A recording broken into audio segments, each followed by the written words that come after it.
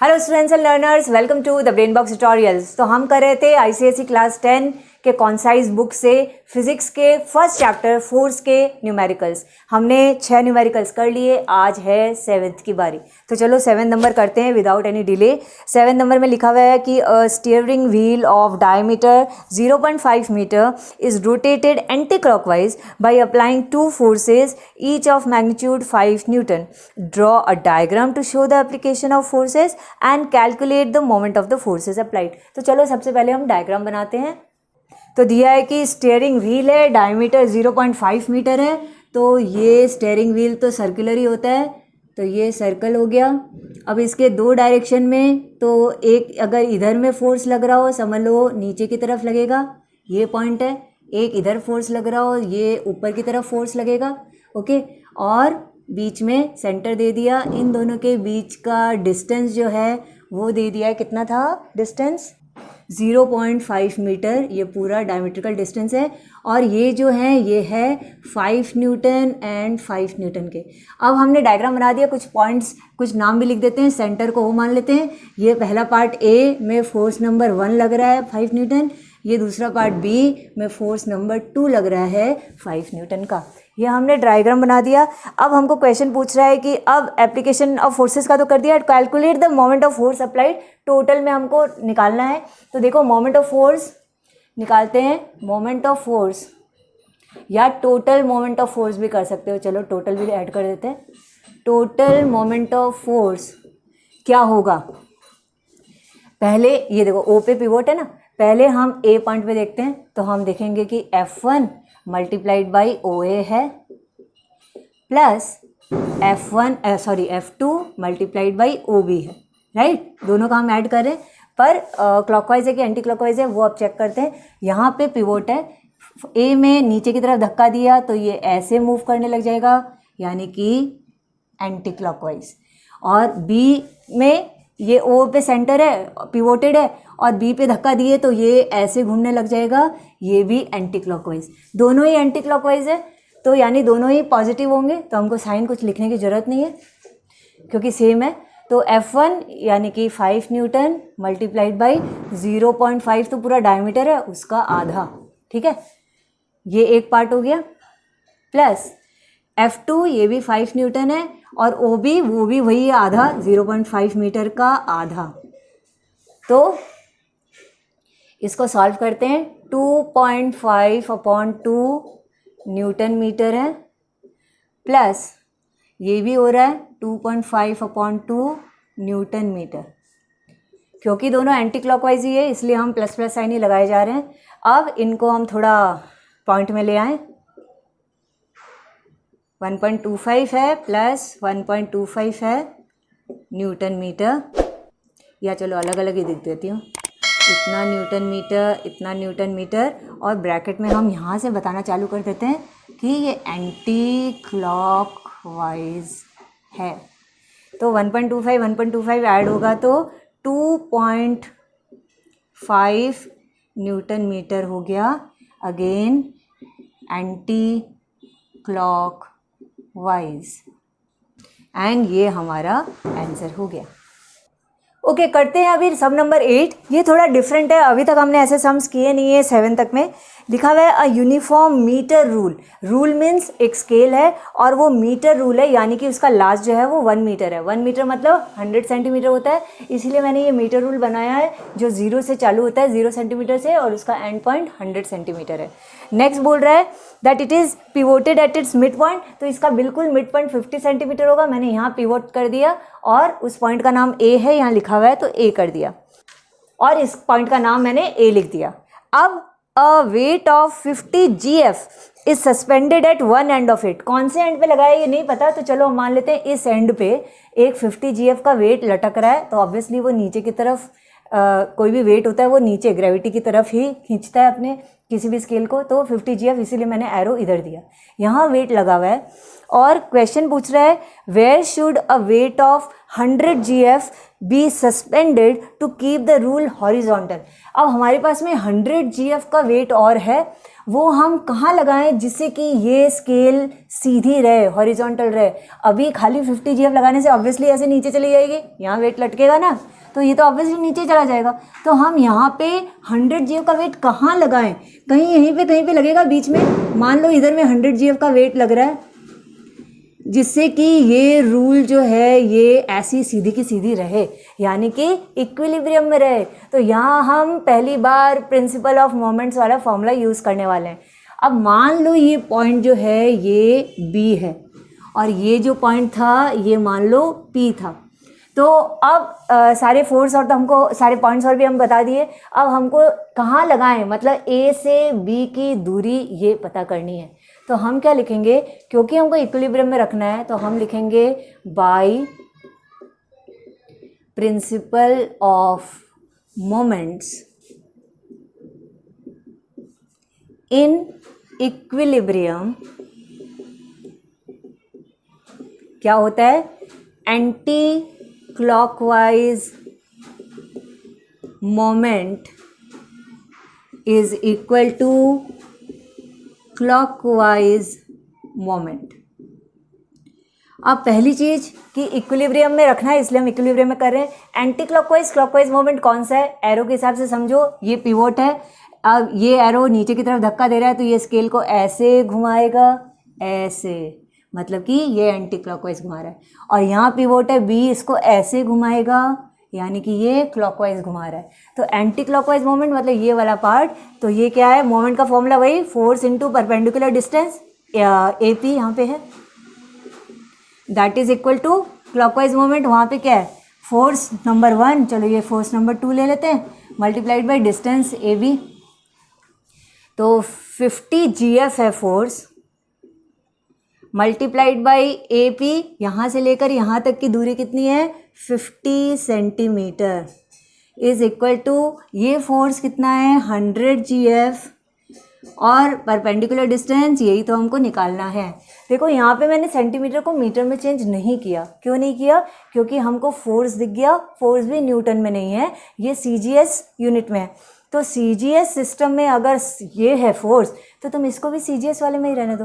CGS मतलब जहाँ force gram force होता है, न्यूटन नहीं होता। तो ये ग्राम फोर्स है, GF मतलब ग्राम फोर्स है, तो हम AP मतलब डिस्टेंस जो है उसको भी सेंटीमीटर में रखते हैं। तो अब हम सॉल्व करते हैं, 5 5 या 25, 2500 is equal to 100 into AB। तो हमारा AB आ गया 2500 डिवाइडेड बाई 100, यानी कि 25 सेंटीमीटर, ये दूरी 25 सेंटीमीटर है। तो अब तुम इसको दो तरीके से लिख सकते हो, या तो लिखो therefore 100 GF should be placed at a distance of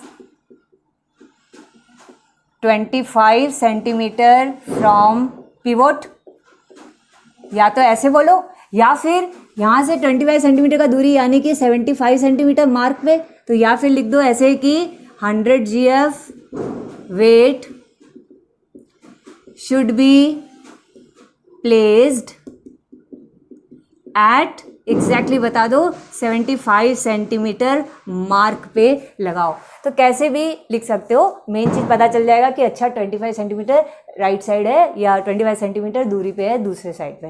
तो फ्रॉम पिवोट फिर तो ऐसे भी लिखना पड़ेगा eight other side, same side में नहीं, अदर साइड। ठीक है, करते हैं सम नंबर 9। लिखा है a uniform metre rule balances horizontally on a knife edge placed at the 58 centimeter mark when a weight of 20 GF is suspended from one end। तो बोल रहा है पहला कि draw a diagram of the arrangement. तो मैंने ये diagram बनाया, आधा बनाया, पूरा भी करते हैं। पहले ये कितना किया ये देख लो, एक मीटर रूल दिया। मीटर रूल है मतलब कि शुरुआत 0 है एंड एंडिंग 100 सेंटीमीटर है। मिड पॉइंट 50 होता है, मैंने खाली पॉइंट किया है, लेकिन जो फल्क्रम होता है, फल्क्रम मतलब जो पिवोट पॉइंट होता है, वो मैंने यहाँ पे दिया है क्योंकि बोल रहा है 58 सेंटीमीटर में वो बैलेंस कर रहा है, यानी पिवोटेड 58 सेंटीमीटर में। ये कैसे पॉसिबल है? देखो कोई भी कोई लंबी चीज़ या ऐसे कुछ भी होता है, उसका मास जो होता है वो हमेशा सेंटर में सिचुएटेड होता है। एक स्केल है, उस स्केल को अगर मैं तुमको बैलेंस करने बोलूँ कि चलो इस उंगली पे बैलेंस करो, तो तुम बैलेंस करने के लिए ऑब्वियसली उस स्केल को ऐसे किनारे से नहीं पकड़ोगे ना, किनारे से पकड़ोगे तो वो नीचे गिर जाएगा। तुम उसको बैलेंस करने के लिए उसका बिल्कुल सेंटर खोजोगे कि हाँ सेंटर पे तो ये बैलेंस हो जाएगा। क्यों सेंटर पे बैलेंस हो जाता है? बिकॉज इस पूरे स्केल का वेट सेंटर में हमेशा रहता है, तो सेंटर पे बैलेंस हो जाता है। लेकिन इस केस में ये जो स्केल है ये सेंटर पे पिवोटेड नहीं है, उसके बावजूद बैलेंस्ड है। क्यों? 58 में क्यों बैलेंस्ड है? क्योंकि एक मास है कितने GF का? 20 GF का, जो कहीं एंड पे लगा है। बताया नहीं कहाँ लगा है, इधर लगा है कि इधर लगा है, ठीक है। कहीं एक 20 GF का मास लटक रहा है, इस कारण ये 58 में बैलेंस हो गया।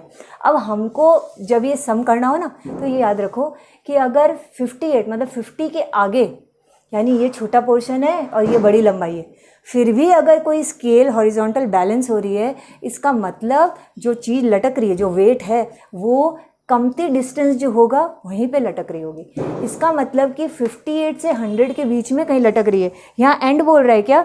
हाँ, सस्पेंडेड फ्रॉम वन एंड, यानी कि इस एंड पे 100 सेंटीमीटर वाले एंड पे ये 20 GF का वेट लटक रहा है। 100 सेंटीमीटर पे लटक रहा है, 0 पे नहीं लटक रहा, बिकॉज ये 50 पे पिवोटेड नहीं है, 50 के आगे वाले पोर्शन में पिवोटेड है। जिस तरफ पिवोट हो गया उसी तरफ जरूर वेट होगा, ठीक है। तो अरेंजमेंट बताने बोला, यही कर दिया। इसमें मेन चीज़ यही देखना चाहते हैं जो टीचर्स भी, कि तुम वेट कहाँ लगाते हो, इस एंड पे कि इस एंड पे। ये क्लियर हो गया। अब नेक्स्ट पूछ रहा है what is the weight of the rule, यानी इस स्केल का वेट कितना है। अभी अभी मैंने बताया था कि कोई भी रूल होगा या कोई भी रूलर होगा, उसका जो वेट होता है वो सेंटर पे सिचुएटेड होता है। तो हमको पता करना है कि इसका जो सेंटर है 50 सेंटीमीटर पे, यहीं पे इस पूरे रूल का मास है। ये 50 सेंटीमीटर में कितना मास है, कितना वेट है, ठीक है। तो हम लिखेंगे weight of rule is situated at its centre. ये क्लियरली बता दो। फिर बता दो कि ये प्रिंसिपल ऑफ मोमेंट हम यूज करने वाले हैं। Therefore by principle of moments, सीधा रखने के लिए मतलब in equilibrium clockwise moment is equal to anti clockwise moment. अब देखो हमको ये 20 GF वाला वेट पता है, इधर नीचे खींच रहा है। ये कैसे? यहाँ अगर पिवोट होगा तो ये ऐसे स्केल को घुमाने की कोशिश करेगा, यानी क्लॉकवाइज, तो उधर वाला क्लॉकवाइज है। मतलब कि W1 multiplied by L1 is equal to W2 multiplied by L2। W1 weight number 1 20 GF दिया है। इसकी लेंथ मतलब जहाँ पिवोटेड है, मतलब 58 का मार्क, और जहाँ पे ये मास, ये वेट लटक रहा है, उसके बीच की दूरी कितनी है? 58 से 100 के बीच का डिस्टेंस कितना है? 100 माइनस 58, पता चल जाएगा। वेट नंबर 2 यानी कि ये जो रूल का जो वेट है वो कहाँ सिचुएटेड है? यहाँ सेंटर पे। पिवोट से कितनी दूर है? 58 से 50 को माइनस कर दो। सीधा 50 नहीं लिखना है, जो बीच का डिस्टेंस है फुलक्रम से उसको लिखना है। अब सॉल्व करते हैं। 20 मल्टीप्लाइड बाई ये कितना हुआ? 42 एंड W2 मल्टीप्लाइड बाई 8। तो W2 की वैल्यू क्या हुई गई?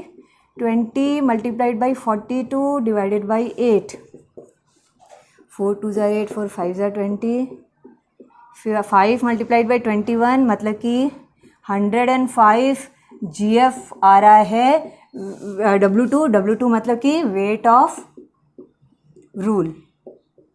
ये 105 GF आया। अगेन मैंने इसको GF में ही रखा बिकॉज ये सारा पार्ट सेंटीमीटर में था। नाउ करते हैं सम नंबर 10। लिखा है the diagram below shows a uniform bar supported at the middle point O। देखो सपोर्ट किया हुआ है मतलब पिवोट लगाया हुआ है वहाँ पे, पॉइंट एकदम मिडिल पॉइंट पे। A weight of 40 GF is placed at a distance 40 centimetre to the left of the point O। मतलब मिड पॉइंट से 40 सेंटीमीटर की दूरी पे लेफ्ट पे एक वेट लगाया हुआ है 40 GF। How can you balance the bar with a weight of 80 GF। अब 80 GF का और वेट दिया जाता है, अब इसको सीधा कैसे रखोगे, तो जहाँ दूसरा वेट है उसके ऑपोजिट में ही रखना पड़ेगा। यानी अगर ये 40 GF का वेट लेफ्ट साइड में है तो 80 GF का कहीं राइट साइड में लगाना है, कहीं कहाँ पता नहीं, तो हमको वही पता करना है, यानी कि इक्विलिब्रियम चाहिए। तो हम लिखेंगे बाय प्रिंसिपल ऑफ मोमेंट्स। क्या होता है, इन इक्विलिब्रियम एंटी क्लॉकवाइज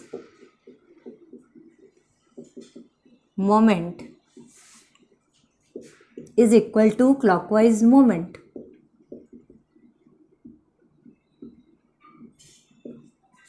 या फिर W1 multiplied by L1 is equal to W2 multiplied by L2। तो एंटी क्लॉकवाइज मोमेंट में हम 40 GF को रखते हैं और वो पिवोट से 40 सेंटीमीटर की दूरी पे है, ठीक है। और दूसरा जो वेट है W2 वो हमको जो बताया 80 GF रखो वो रख रहे हैं, लेंथ भी तो हमको पूछ रहे हैं, वो हमको नहीं मालूम। अभी हमने एंटी क्लॉकवाइज में 40 क्यों रखा, तो अपने डायग्राम में देखो 40 GF जहाँ है वहाँ वेट अगर नीचे की तरफ पुश करने का कोशिश करेगा, O पॉइंट जो है वो सेंटर है, तो ये ऐसे घूमेगा, मतलब कि एंटी क्लॉकवाइज घूम रहा है, इसीलिए मैंने एंटी क्लॉकवाइज में इसको रखा।